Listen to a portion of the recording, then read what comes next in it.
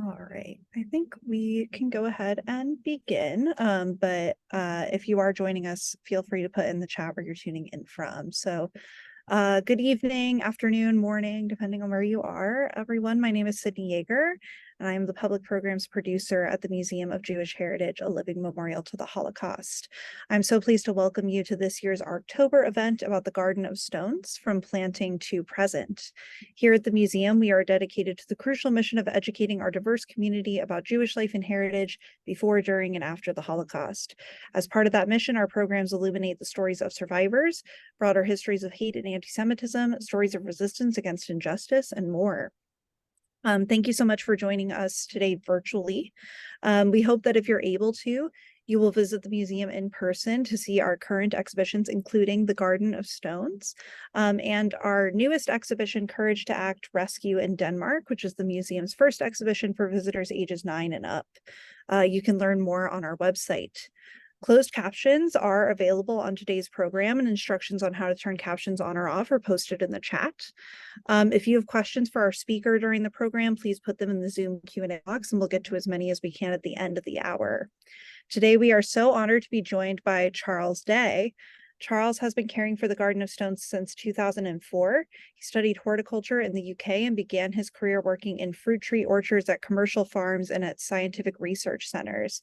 He was a senior supervisor at the Royal Horticulture Society's Wisley Gardens in the UK, and after moving to New York in 2000, has worked as a consultant at private and public gardens. He was for many years the Ruth Ray Howell horticultural interpreter at Wave Hill, a renowned public garden in the Riverdale section of the Bronx. He retired from Wave Hill in 2020. And I would also like to thank Archtober for co-presenting today's program. So before I hand things over to Charles, we are going to just watch a couple of videos just so you all can get a sense of the garden and the history of the garden as well. So hang on, I'm just going to switch over to that next video.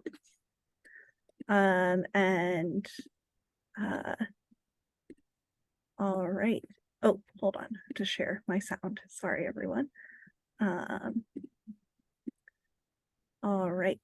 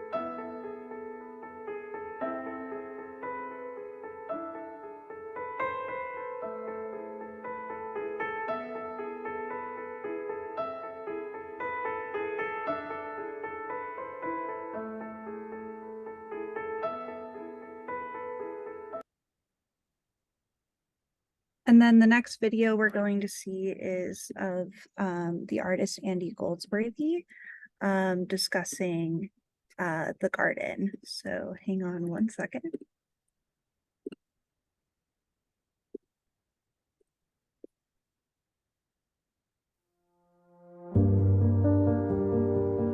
The moment that is most beautiful will be when the trunk welds to the rock, where there's no earth, just stone and wood, and that simple contact between the two welded together. But it is also the moment when the tree will begin to die because its growth is restricted. Dead trees are not allowed in gardens generally. And in a culture that loves the instantaneous tree, you know, the mature tree planting, instant garden, this is the antithesis of all of that. Trees take hold in difficult places and sometimes succumb to the difficulty of that place, but then they try again, you know. It's that tenacity of growth and life to continue.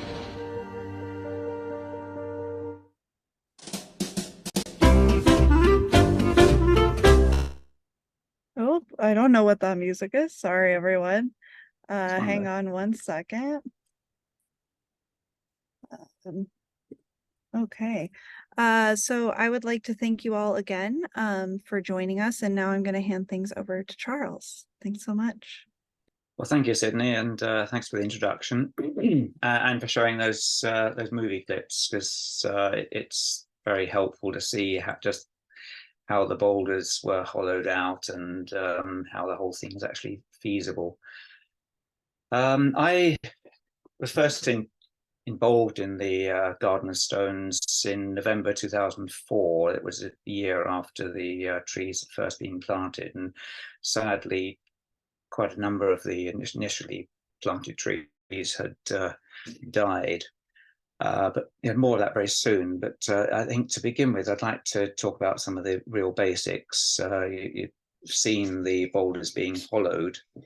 And I like to compare them to a flower pot. Yes, Sydney, yeah, there we are, a flower pot. Except the flower pot is upside down. There's a small hole in the top and a larger hole in the bottom. This is really not quite how it is. The true silhouette of the boulders is more like this: small hole in the top, larger hole in the bottom, large cavity in the center. And that cavity was filled with a special soil mix, a very gritty, sandy mix that was suitable for the particular trees that were growing. And that tree is the dwarf chinkapin oak, Quercus prinoides, the botanical name. It's a small shrubby oak which is native to Central and Eastern North America. And it naturally grows in sandy, rocky places. And I understand it was recommendation from Cornell University to plant these as you'll use them for this project. So we have the boulders, we have the soil, we have the trees, and we also have the gravel. You can see that's a very handy photograph there. You can see the sandy gravel, which in fact is a crushed stone from Martha's Vineyard. For some reason, Andy took a liking to that, and that's what we use. So one other thing which you cannot see there is in fact a irrigation system inside. It's a trickle system. Piping is buried under the gravel. And there are small pipes that are threaded through the bottom of each boulder, and a little emitter just below the soil surface, or perhaps about 15 inches below the soil surface, which is all well and good. But one of the problems with growing something in a boulder, or indeed a flower pot upside down, is it's difficult to know what's going on inside. Generally, you can sample the soil and see whether it's moist or dry. And I think one of the problems in the first year was that the soil tended to be a bit too wet. I think there's always a tendency with any irrigation system that some water is good, more water must be better. Well, that's not always the case. So that's a problem I was able to overcome by installing, this is at replanting, putting new trees in. I was able to plant, so what if you could have the screen back, thanks Sydney. This is a little gypsum block, it's porous and on a cable. This I buried in the soil inside the boulder, just a few, not to every one, just to get a sample. And there are wires at the end which connect to a portable meter. You just connect that in there and it gives you a readout. The readout is some numbers which don't necessarily mean much, but there's a chart and it relates to really how much water is available, not just how moist the soil is, but how much water is available to the roots. The very fact that this little block is porous, it behaves like a tree root. So using that, I was able to work with the buildings engineers to adjust the timing on the irrigation, and very soon we got it down to a regular application time, so many times a week, so many minutes each run. And so that overcame the problem of overwatering.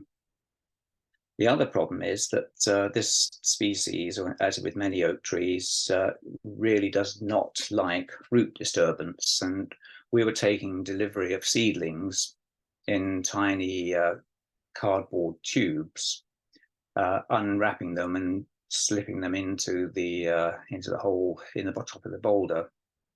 And almost anything it's going to cause some root disturbance. And even though I practiced, it did take a few years to get every boulder planted with a successful tree.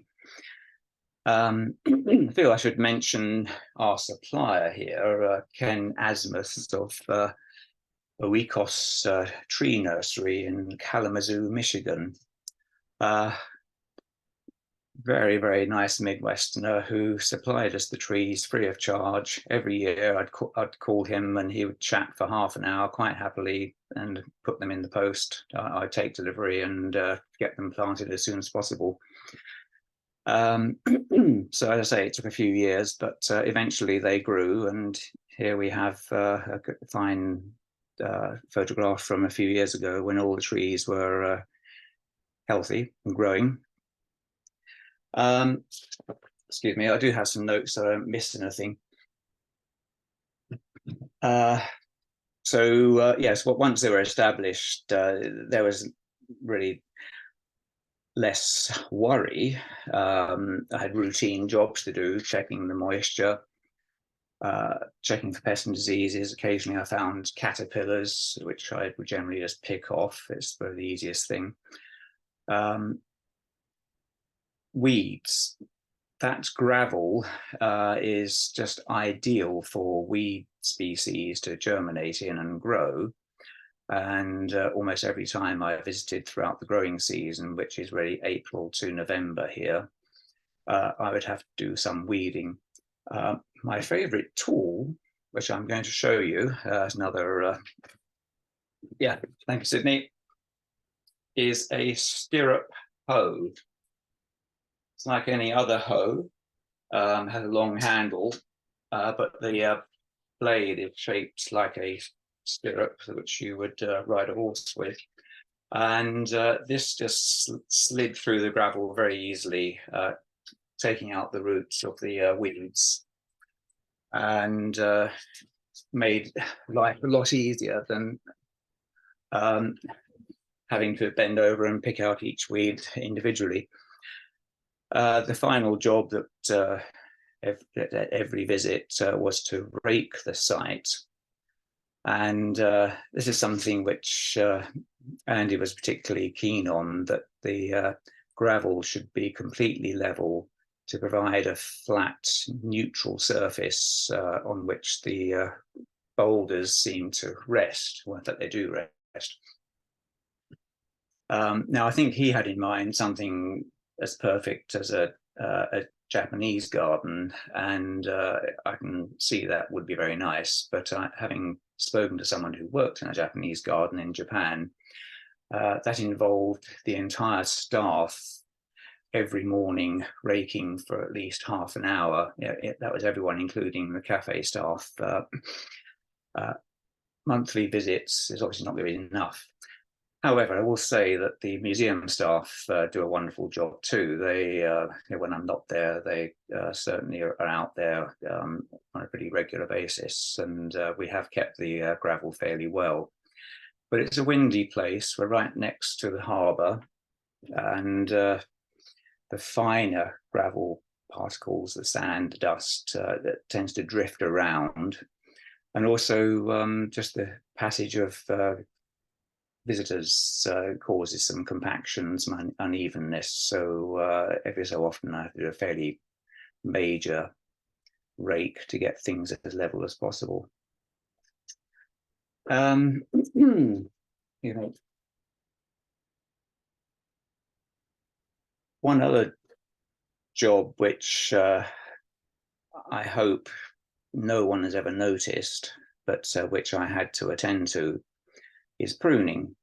As the trees grew and got bigger, some of the lower branches were overhanging the boulders, and eventually would have got in the way of people walking around. In fact, some of them could have been dangerous, eye level. They could have been quite bad.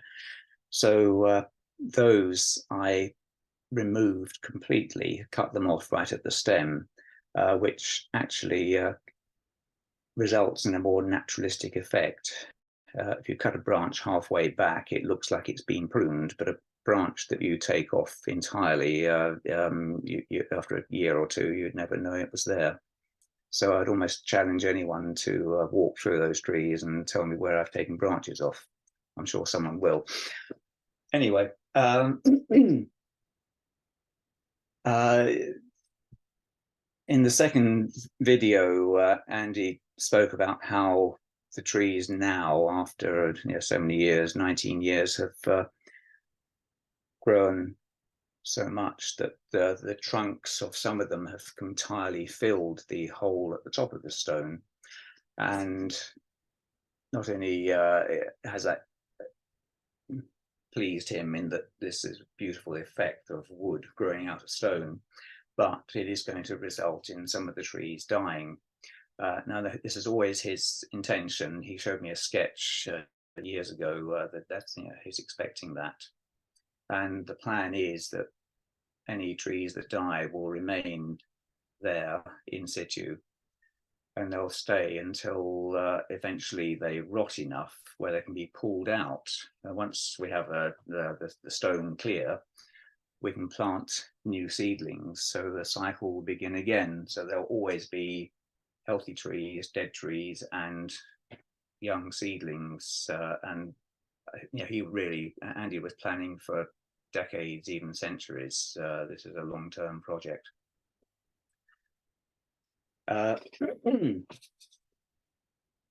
So I've met with Andy quite a lot over the years. Every 2 or 3 years he drops by to see how things are going, and we talk about the trees and the site.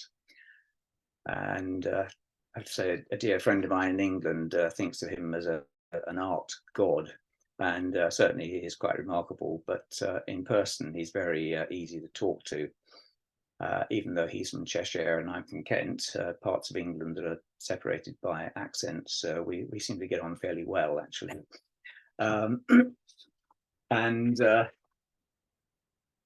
Yeah, in fact, the last time he was there, he was just overjoyed to see a dead tree, which is ironic in a way, as I spent 19 years trying to keep them alive.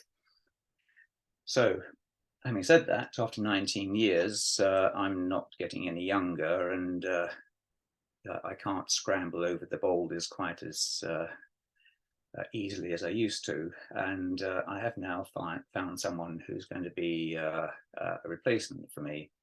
It's Madeline Ringgold Brown, who I met some years ago when she was an intern at the Wave Hill Garden in the Bronx, and she now works at Brooklyn Tank Garden, and she is very keen to be involved in this project, and I think she'll be absolutely ideal, because not only is she capable of looking after the trees, but it turns out she actually wrote a paper on some of Andy Goldsworthy's art when she was at college. It couldn't be a happier coincidence. So I'm perfectly happy that she will take over from me. We've been overlapping for the last year or two. We may do for another year yet, but going forward, she will be my replacement. So, well, that's most of what I have to say about the basics of the looking after the trees. I imagine there will be a few questions. I can see some in the chat, and I'm very happy to take any. Yeah, thank you so much, Charles, for going over all of that. It's so interesting to hear about how the trees are cared for. So I kind of I see some questions, and I have some questions of my own. Sure, But yes.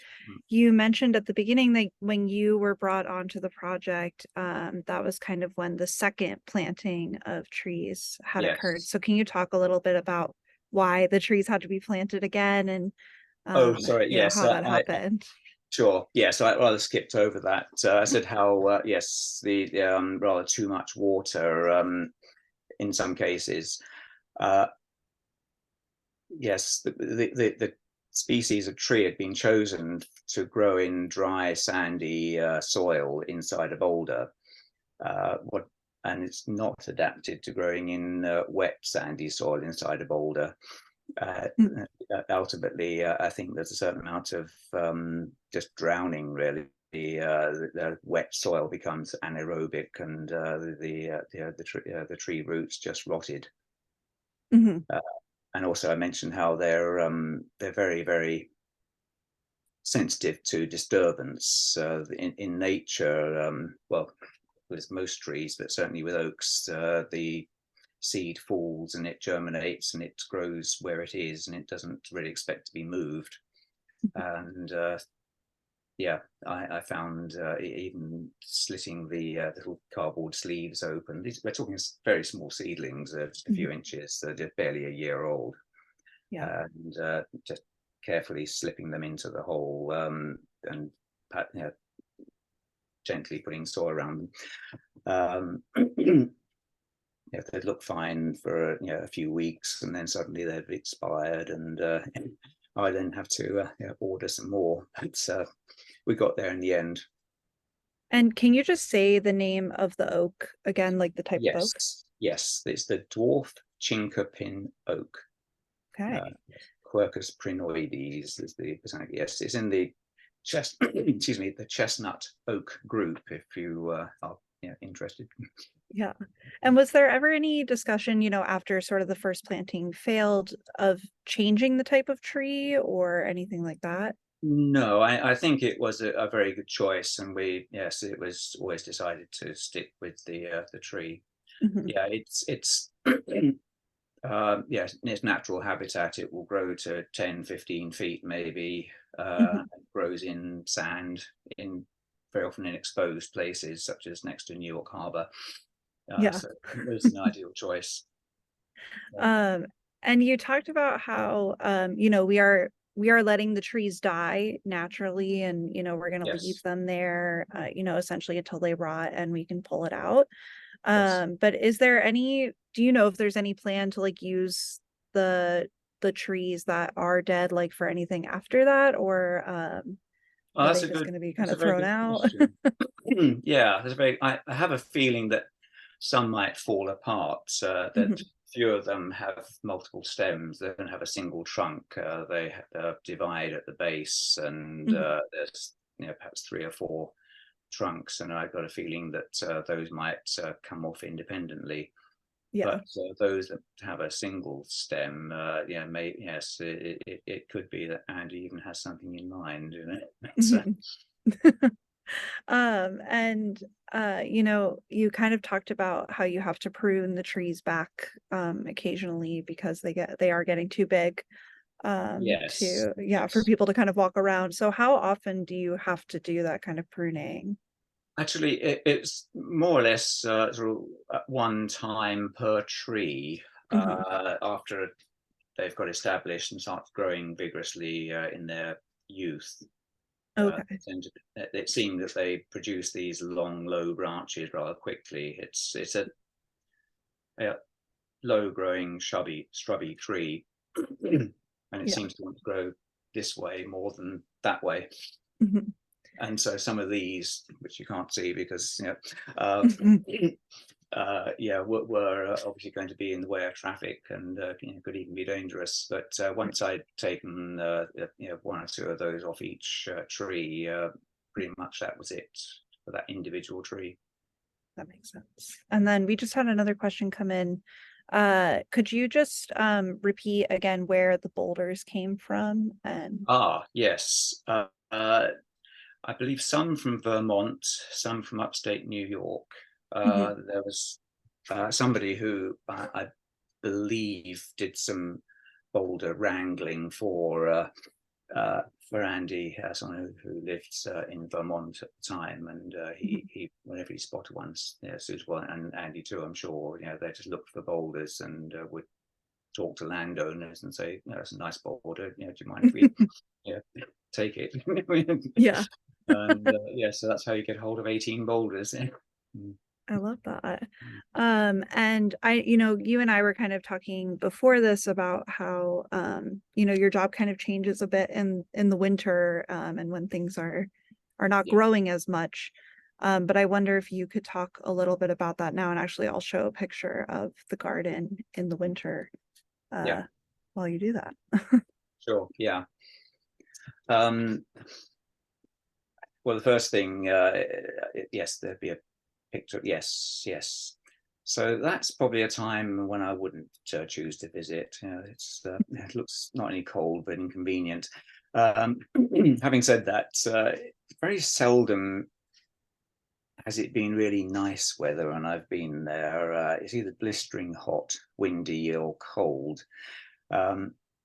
It is an exposed site. In fact, even more so now because those trees that are beyond the museum have been taken down for another project involved with flood protection for this area of New York. So it is completely exposed. But having said that, I tend to go once a month.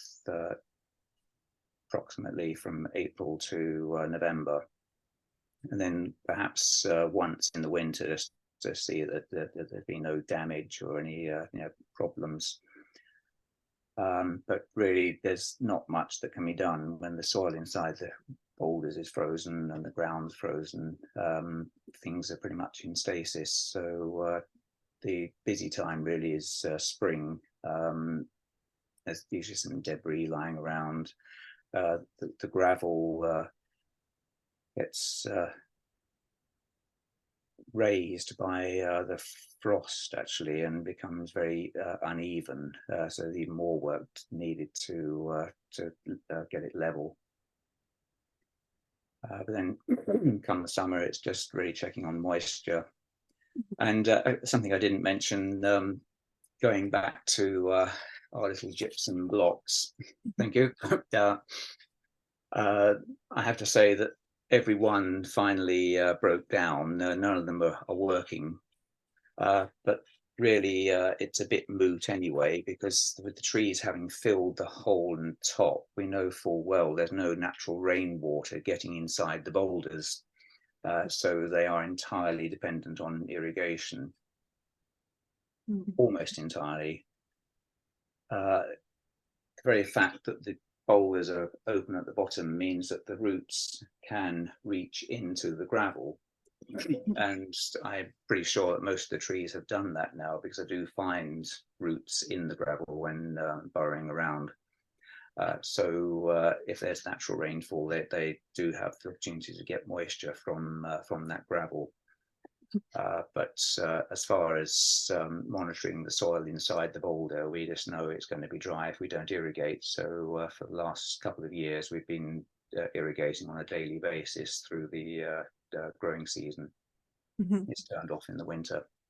Yeah, that makes sense. And you mentioned the resiliency project, which is the reason that Right, those trees in the background have been torn Yes. down. But Yes. before I get to that, I was wondering, has the garden been impacted by sort of natural phenomenon, like we have hurricanes sometimes that come through, extreme weather, that kind of thing? How does the garden kind of deal with that? Yeah, actually, it's pretty tough. Those trees have not been bothered by anything that's been thrown at them. The drought, heat, storms. There were a couple of overhanging weeping willows, which were always the bane of my existence. Andy didn't like them because it ruined the effect, because he was rather hoping for this stark architecture and the boulders and the gravel, and then this life coming out of the boulders, which the overhanging weeping willows from the park next door rather spoiled that effect. And for me, they were always dropping bits of themselves, and debris, which found little nests of leaves and twigs, which was just perfect for other weeds to grow in.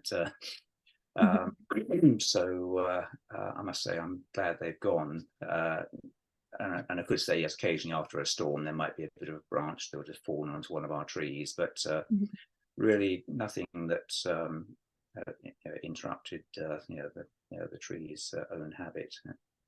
That's good. That's awesome to Yeah. hear. But with the resiliency project, we do have a lot of construction now happening around the building. Did you ever have to have any discussions with, either like the building engineers or with Andy about how that project could impact the garden at all? Or was that not really a worry or anything like that? I have spoken with some of the people involved with the park, who in turn have been talking to the project managers, and made it quite clear that we'd prefer if there were no tall trees planted in the same places where the willows were, and they're completely on board with just planting smaller shrubs, native shrubs mostly, on that side of the museum. Yeah. Makes sense. So I kind of wanted to ask about your work also, and in the garden, and sort of how it feels to, I guess this is sort of a multi-part question. How does it feel to be a part of a project that, is sort of foreseen to live on for, hopefully hundreds of years? Yes. How does that feel? And, how did you kind of feel coming into it? Like, how has your feelings changed about it? That kind of thing. Yeah, I must admit, when I was first brought on, I had some misgivings. I wasn't sure, can we actually do this? In many walks of life, we get involved with some things that aren't normal. And although I've worked in many garden situations, I hadn't actually been responsible for looking after trees growing out of boulders. But after the first year or two, I realized that this should be okay. Let's just keep at it. And a long period when I had a definite sense of ownership. It's my garden. But time moves on, and I'm happy to pass it on. And it is really quite affecting to think that it will last for a long time. And do you ever have any feeling about it sort of being, a part of a memorial museum, and, part of, a living memorial to the Holocaust? Does that ever enter in? Yeah, I mean, actually, some of the, I think the first year I planted some seedlings. We did have some survivors working with us planting. and yes, that too was affecting. Yeah, yes, it's and yes, so often when I'm working there, people visit and just quietly put a little rock on top of the top of the stones. Whereas it's more than just a garden. It's definitely a memorial. Mhm. And I don't see any other questions coming in from the audience, so it's okay if we end a little bit early, but I did want to ask, like, what do you hope when people go into the garden? What do you hope that they take away from it? I know that's kind of a big question, but do you have a hope of how people feel when they're there, what they'll take away when they leave? Yeah. Well, there's something very calming about it. Yes, if I've arranged to get to the museum at a certain time and the subways have messed me up and I'm late and a bit het up, but just walking out onto that terrace and seeing them, there's an instant thinking, okay, well, yeah, I'm here now, and it's it is calming. Mhm. And I think even more so now that seeing dead trees is not calming, but I think knowing that there will be replacements and that the garden's almost eternal. I think that's quite something. Well, Charles, I want to thank you. I don't know if you have any other things you want to say, any final remarks, but if not, no worries. Well, yeah, it's Great. Well, I want to thank you so much for doing this and for sharing your experience in the garden with us. I learned so much personally, so I'm excited to go kind of look at it with fresh eyes and experience it that way. And I want to thank everybody who also joined us this evening. It was great to have you all here. And I hope that you will join us for our upcoming programs, which you can find on our website. On Sunday, we have a talk with the survivor Tova Bamberger about her experience in the Danish rescue. And next week, we have a discussion and a screening of the film First to Stand. So we hope that you will join us for those upcoming events. We hope that you will come and see the garden in person if you are able to do so. Charles, I want to thank you so much again. This has been really excellent, and I really appreciate you taking the time to be with us today. Yeah. Yeah. All right. Have a good night, everyone. Thanks so much. Nice. Bye.